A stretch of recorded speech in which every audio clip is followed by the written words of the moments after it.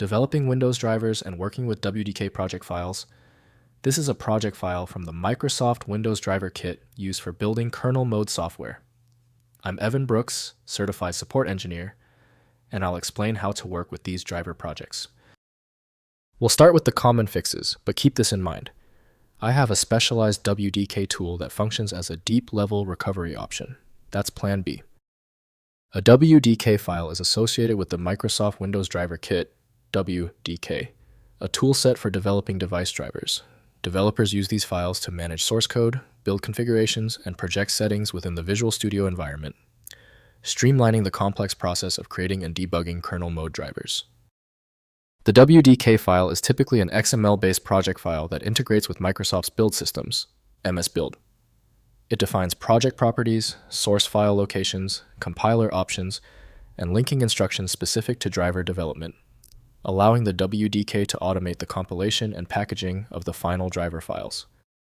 Visual Studio Windows Driver Kit is the standard set by Microsoft for accessing the WDK format. Native Windows association often leads to errors due to the file's complexity and proprietary format. Windows does not convert script code into action, so it must be run through suitable software. To resolve the application failure, right-click your WDK file and choose Open With.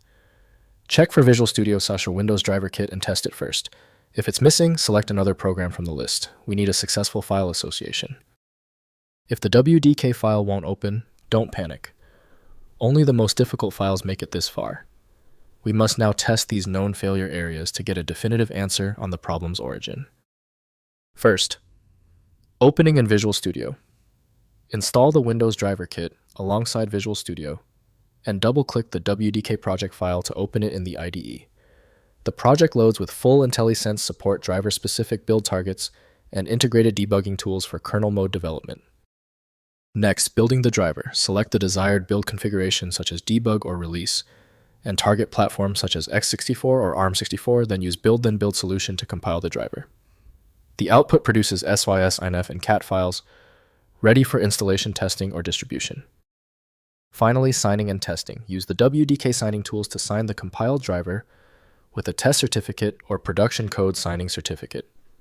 Deploy the signed driver to a target test machine using devcon or PNP util and verify operation under WinDUG kernel debugging before release. If compatibility checks failed, it is likely because the file extension name is shared by different developers for unrelated formats, causing your PC to use the wrong reading language.